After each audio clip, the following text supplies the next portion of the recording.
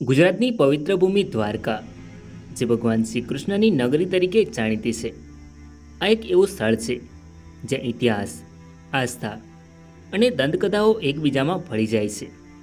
આ નગરીનું દ્વારકાધીશ મંદિર, જે જગત મંદિર તરીકે પણ ઓળખાય છે. દ્વારકા હિન્દુઓના ચાર ધામમાંથી એક પવિત્ર તીર્થસ્થાન છે, પરંતુ આ મંદિરનો ઇતિહાસ માત્ર આસ્થા અને ભક્તિની ગાથાઓથી જ નહીં, પણ યુદ્ધો, વિનાશ અને પુનઃનિર્માણની કથાઓથી પણ ભરેલો છે. નમસ્કાર મિત્રો, તો સ્વાગત છે એક નવા વિડીયોમાં. સો ફ્રેન્ડ્સ, હું છું ધર્મેશ અને ધર્મેશ પટેલ યુટ્યુબ ચેનલમાં તમારું સ્વાગત છે.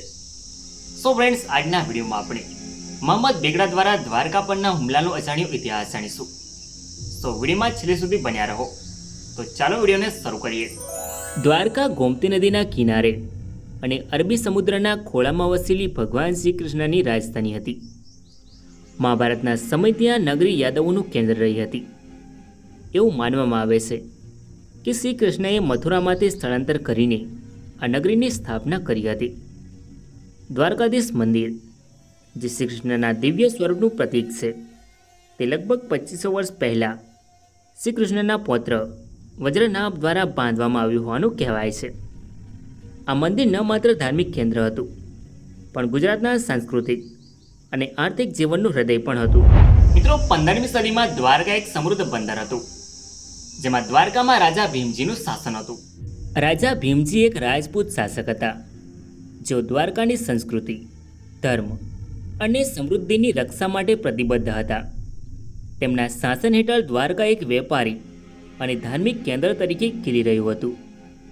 રાજા ભીમજીના શાસનમાં એક ખાસ વાત હતી કે તેઓ વાઘેર સમુદાયના નેતા પણ હતા. વાઘેરો એક નાવિક સમુદાય હતો, જે સમુદ્રના માર્ગે વેપાર અને ક્યારેક સમુદ્રી લૂંટફાટ માટે પણ જાણીતો હતો. આ વાઘેરોની હિંમત અને સાહસ દ્વારકાની શક્તિનો મહત્વનો ભાગ હતો. પરંતુ આ જ વાત ભવિષ્યમાં એક મોટી આફતનું કારણ બનવાની હતી. ઈસવીસન 1473ની આસપાસ એક મુસ્લિમ ધર્મગુરુ મહમૂદ સમરકંદી પોતાના પરિવાર સાથે સમુદ્ર માર્ગે મક્કા તરફ હજ યાત્રા માટે જઈ રહ્યા હતા. તેમનું જહાજ દ્વારકાના દરિયાકાંઠે આવ્યું, જ્યાં અચાનક એક તોફાને તેમના જહાજને કિનારા તરફ ધકેલી દીધું, જેથી તેમના જહાજને દ્વારકાના સરદારે ચાંચાગીરી કરી લૂંટી લીધું અને મુલ્લાને તથા તેમના કુટુંબના માણસોને અટકાયતમાં રાખ્યા. આ ઘટના મોહમ્મદ સમરકંદી માટે અત્યંત અપમાનજનક હતી. તેઓ ત્યાંથી બચીને ગુજરાતના સુલતાન મોહમ્મદ બેગડાના દરબારમાં અમદાવાદ પહોંચ્યા. તેણે સુલતાને આ ઘટના વિશે જાણ કરી. મોહમ્મદ બેગડો, જેનું પૂરું નામ અબુલ ફત નાસરુદ્દીન મોહમ્મદ શાહ હતું, જે ગુજરાત સલ્તનતનો સૌથી શક્તિશાળી સુલતાન હતો. તેણે પોતાના 53 વર્ષના શાસનકાળમાં ગુજરાતને એક મજબૂત અને સમૃદ્ધ રાજ્ય બનાવ્યું. તેનું ઉપનામ બેગડો એટલે બે ગઢનો વિજેતા. જૂનાગઢ અને પાવાગઢ તેની યુદ્ધની કુશળતા અને શક્તિનું પ્રતીક હતું. મોહમ્મદ બેગડો એક કટ્ટર ધાર્મિક નેતા હતો, જે ઇસ્લામના પ્રચાર અને પોતાના રાજ્યના વિસ્તાર માટે જાણીતો હતો. મોહમ્મદ સમરકંદીની ફરિયાદે મોહમ્મદ બેગડાના ગુસ્સાને વધુ ભડકાવ્યો. તેને લાગ્યું કે દ્વારકાના રાજા ભીમજીએ તેમના શાસનને પડકાર આપ્યો છે. આ ઉપરાંત દ્વારકાનું દ્વારકાધીશ મંદિર એક મહત્વનું હિન્દુ યાત્રાધામ હતું, અને તેનો નાશ કરવો એ મોહમ્મદ બેગડા માટે ધાર્મિક અને રાજકીય બંને રીતે એક મોટી જીત હતી. તેથી તેણે દ્વારકા પર હુમલો કરવાનો નિર્ણય લીધો. સુલતાન મોહમ્મદ બેગડાએ પોતાની શક્તિશાળી સેના સાથે 1473માં દ્વારકા તરફ કૂચ કરી. તેની સેનામાં હજારો સૈનિકો, ઘોડેસવારો અને શસ્ત્રોથી સજ્જ યોદ્ધાઓ હતા. બીજી તરફ રાજા ભીમજી હતા, જેમની પાસે મર્યાદિત સૈન્ય હતું, જેમાં મોટાભાગે વાઘેર અને રાજપૂત યોદ્ધાઓનો સમાવેશ થતો હતો. જ્યારે રાજા ભીમજીને સુલતાનની સેના આવવાની ખબર પડી, તેમણે દ્વારકાની રક્ષા માટે તૈયારીઓ શરૂ કરી. જોકે કેટલાક ઇતિહાસકારોના મતે રાજા ભીમજીએ ખુલ્લા યુદ્ધમાં ટક્કર લેવાને બદલે વ્યૂહાત્મક રીતે પીછેહટ કરવાનું નક્કી કર્યું. ઓખા મંડળના રાજા ભીમજી પોતાના રાજપૂત યોદ્ધાઓ સાથે દ્વારકાથી થોડે દૂર આવેલા બેટ દ્વારકા પરના કિલ્લામાં આશરો લેવા ગયા. આ નિર્ણયનું કારણ એ હતું કે મોહમ્મદ બેગડાની સેના સંખ્યા અને શસ્ત્રોની દ્રષ્ટિએ ઘણી મજબૂત હતી. અને ખુલ્લા યુદ્ધમાં જીતવું લગભગ અશક્ય હતું. જોકે એક ગુજરાતી લેખક જયંતીલાલ ઠાકરના લેખનો ઉલ્લેખ કરતા કેટલાક ઇતિહાસકારોનું માનવું છે કે વાઘેર સમુદાયે દ્વારકાધીશ મંદિરની રક્ષા માટે પોતાનું શ્રેષ્ઠ પ્રદાન કર્યું હતું. તેમણે મોહમ્મદ બેગડાની સેના સામે શક્ય તેટલો પ્રતિકાર કર્યો, પરંતુ સંખ્યાબળ અને શસ્ત્રોની શક્તિ સામે તેઓ ટકી શક્યા નહીં.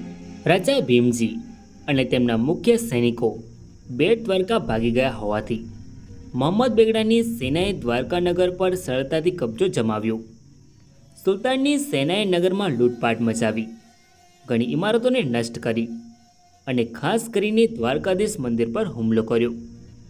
આ મંદિર, જે હિન્દુઓની આસ્થાનું પ્રતીક હતું, તેને તોડી પાડવામાં આવ્યું અને તેની અંદરની ભગવાન શ્રી કૃષ્ણની મૂર્તિનો નાશ કરવામાં આવ્યો.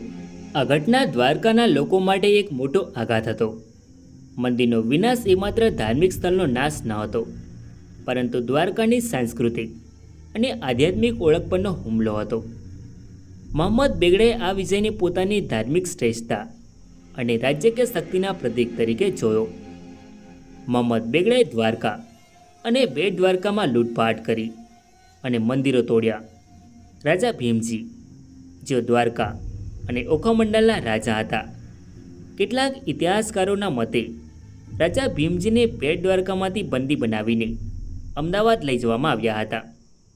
ત્યાં એમ કહેવાય છે કે રાજા ભીમજીનો વધ કરવામાં આવ્યો અને તેમના શરીરના ટુકડે ટુકડા કરીને વેરની વસૂલાત માટે અમદાવાદના જુદા જુદા દરવાજે લટકાવવામાં આવ્યા હતા, જે મોહમ્મદ બેગડાની ક્રૂરતા અને વિજયનું પ્રદર્શન હતું.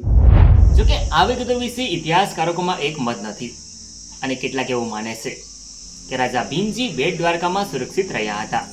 મોહમ્મદ બેગડાના હુમલા બાદ દ્વારકા નગર અને મંદિર ખંડેરમાં ફેરવાઈ ગયું, પરંતુ દ્વારકાની આધ્યાત્મિક શક્તિ અને લોકોની શ્રદ્ધા એટલી મજબૂત હતી કે આ નગર ફરીથી ઊભું થયું. ઈસવીસન 1559માં અનિરુદ્ધ આશ્રમ શંકરાચાર્ય નામના એક સંતે દ્વારકાધીશની નવી મૂર્તિની સ્થાપના કરી અને મંદિરનું પુનઃનિર્માણ શરૂ થયું. આજનું દ્વારકાધીશ મંદિર, જે 72 થાંભલાઓ પર ઊભું છે અને ચૂનાના પથ્થરોથી બનેલું છે, તે 15મી થી 16મી સદીમાં ફરીથી બાંધવામાં આવ્યું હતું. આ મંદિરના 2 મુખ્ય દ્વાર, મોક્ષ દ્વાર અને સ્વર્ગ દ્વાર, આજે પણ યાત્રાળુઓને આકર્ષે છે. સો ફ્રેન્ડ્સ, આ તો દ્વારકા પર મોહમ્મદ બેગડા દ્વારા આક્રમણનો ઇતિહાસ. આઈ હોપ કે તમને આ વિડીયો ગમ્યો હશે. સો વિડીયોને લાઇક કરીને કમેન્ટમાં તમારો અભિપ્રાય જરૂર લખો અને ચેનલમાં નવા હોય તો આવા જ અવનવા વિડીયો જોવા માટે ચેનલને સબસ્ક્રાઈબ જરૂર કરો. તો મળીએ નેક્સ્ટ વિડીયોમાં. ધન્યવાદ.